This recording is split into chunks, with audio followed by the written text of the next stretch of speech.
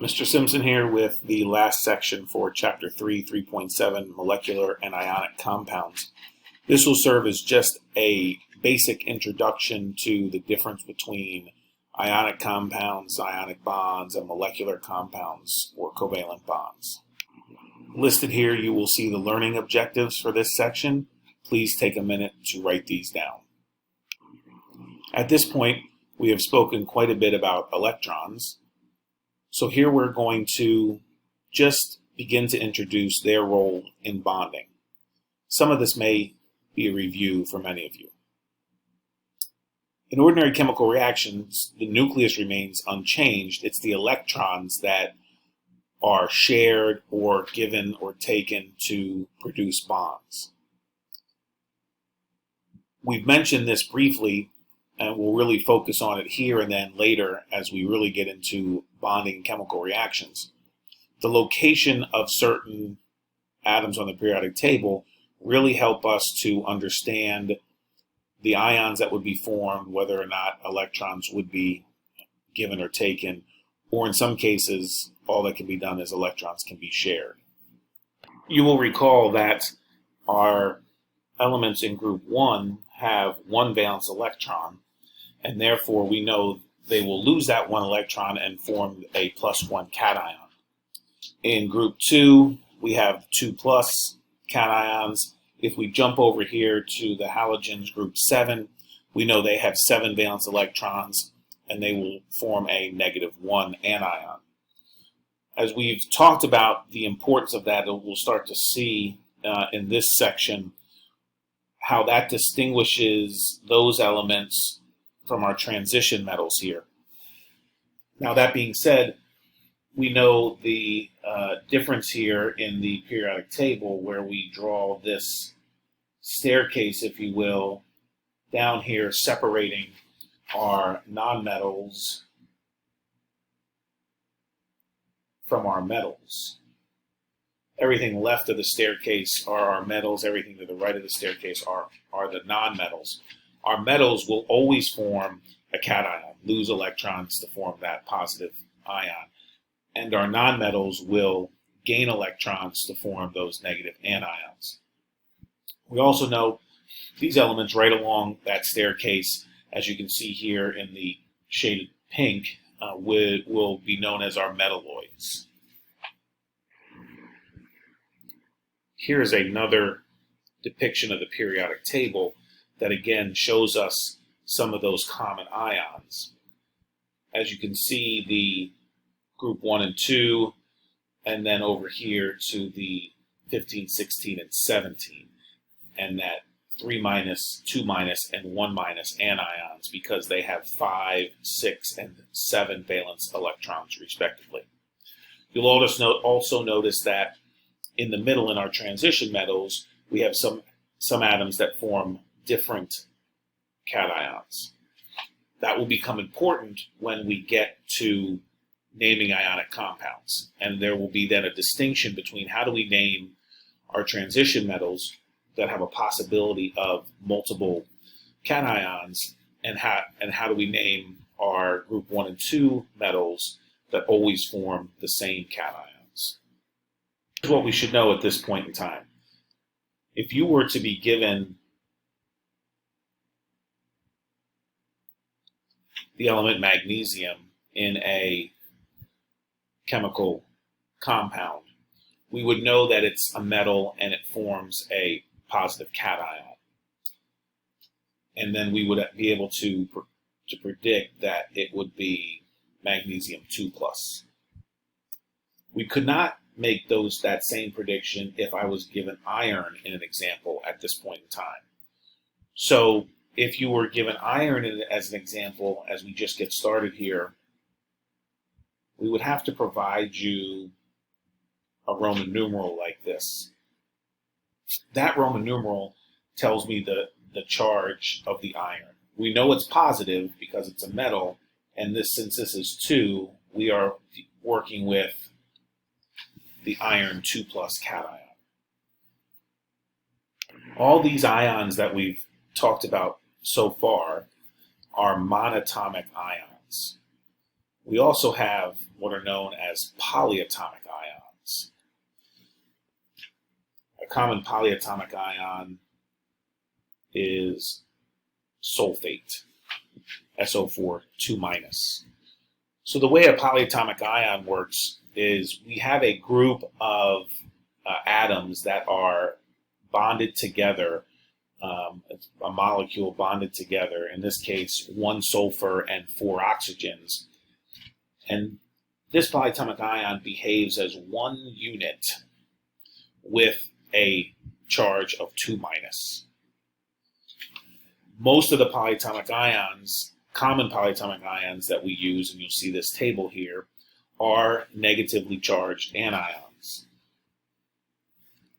You see the exception there being ammonium and hydronium as far as our list of common polyatomic ions. We have to become familiar with these common polyatomic ions. You'll see that there are some similarities within a given series, and it has to do with the number of oxygens. So as I take a look here at chlorate, for example, we can see how the number of oxygens are what really changes the name here. You'll see pretty commonly in a lot of these polyatomic ions, the difference between 8 and 8 is a difference of 1 oxygen. That happens quite a bit. I showed you a second ago sulfate, which is here, SO4 2-, and you see we also have sulfite, SO3 2-. Please work on familiarizing yourself with these common polyatomic ions. Okay, to wrap up this section, I'm just going to talk for a couple minutes briefly about chemical bonds and distinguish a little bit between ionic bonds and covalent bonds. So ionic bonds are obviously bonds between ions, and this is an example of the gaining and losing of electrons.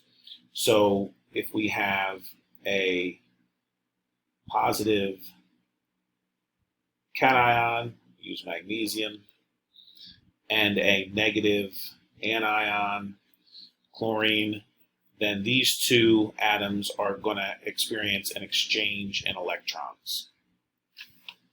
What we want to know is the ratio in which those ions come together. How many magnesium atoms do I need and how many chlorine atoms? We can do this, and we will do this specifically with covalent bonds or molecules, covalent compounds or molecules. But just to illustrate, if I consider the Lewis dot diagram for my atoms, in this case magnesium in group 2 has 2 valence electrons, and chlorine in group 7 has 7 valence electrons, we can see where this magnesium can give 1 electron to this chlorine and form a bond. Now, while that satisfies the chlorine's octet, it does not satisfy the magnesium's octet. So in order for that to happen, with regards to having chlorine and magnesium, we need to have 2 chlorines for every 1 magnesium. So we would get a ionic compound of MgCl2. Now, fortunately for ionic compounds, we do not have to go through this process of drawing Lewis structures every time, because we can utilize what's called the Crisscross Method. And here's how that works. I would take my positive cation and my negative anion. That's the indication that these 2 ions are in fact going to come together, a positive and a negative. Something looking to give electrons away and something looking to gain electrons. Then all I'm going to do is take the numbers associated with those charges and cross them over and write them as subscripts next to the other atom.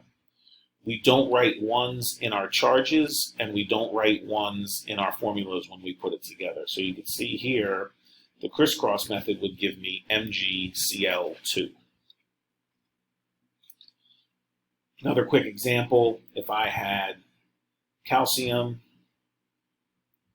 and oxygen, I look those up on the periodic table. Calcium is in group 2. Oxygen is in group 6, so it would have a 2- charge. Again, positive and negative, all I need for those is to identify that these two things will in fact come together. Then I can drop off the positive and negative, perform the crisscross method. Now what happens here is if one atom is looking to gain 2 electrons, the other atom is looking to lose 2 electrons, that can occur in a 1-to-1 ratio. So that would reduce down to CaO. We will utilize our polyatomic ions in this process. So let's say I had sodium and sulfate. Sodium is in group 1. Sulfate is that polyatomic ion I showed you a second ago. Cross the charges. We get Na2SO4. If I cross a charge over and I'm writing it next to a polyatomic ion, so for example, let's go back to our magnesium, and we'll use the polyatomic ion hydroxide, which is OH minus. If I'm writing a charge next to a polyatomic ion after the crisscross method, I'm writing that number there as a subscript, then I need to set the polyatomic ion off with parentheses like this. If that value cancels out and is not physically being written there, like this example, then I do not need to set off my polyatomic ion with parentheses. One more, let's give you magnesium again, and we'll use phosphate this time. That's a 3 minus. Across the charges here, I would get Mg3PO4 parentheses 2. Final thing here at this point for ionic writing ionic formulas and ionic bonding is what I mentioned a second ago. So we can utilize our transition metals in the middle, but unlike just giving you the name like I would for one of our group 1 or group 2 elements, I would have to give you that name in the polyatomic ion. So I would need to say iron 2 is reacting with chlorine. And I would get then Fe2 plus Cl minus FeCl2. So ionic bonding happens between metals and nonmetals. Ionic compounds are those between metals and nonmetals. We'll talk in more depth later about a concept of electronegativity. Electronegativity is the tendency of an atom to attract a bonded pair of electrons. When that electronegativity value is large, then we are going to get that gain and loss situation of an ionic compound, and we are going to get that electron exchange to form an ionic bond. If that difference in electronegativity is smaller, we will be in the situation where we are sharing electrons in that bond. And that is what happens when I have a covalent bond. When I have atoms that are covalently bonded, sometimes referred to as a covalent compound, more often referred to as a molecule. So molecules are formed when I have non-metals bonding together. The difference in electronegativity of those non-metals is going to be small enough that I don't get the actual exchange of electrons, that I get a sharing of electrons. In the case of covalent bonding, I will also have to utilize the Lewis structure. In this case, the Lewis structures become a little more important and necessary. Later in the course, we will spend a whole bunch of time drawing Lewis structures for atoms and molecules. What we should know at this point in time, covalent compounds or covalent bonds are a sharing of electrons, and we can actually have single covalent bonds, double covalent bonds, or triple covalent bonds, in which one 2 or 3 pairs of electrons are shared between the atoms. So in this case, in this single bond, there's 1 pair that's shared, or 2 electrons. In the double bond, there are 2 shared pairs, or 4 electrons. And in the triple bond, there are 3 shared pairs, or 6 electrons. That's all we're going to get into right now as far as bonding goes. Like I said, we're going to transition here to talking a lot more about bonding and naming of ionic and covalent compounds in the coming units. But for now, just a brief introduction on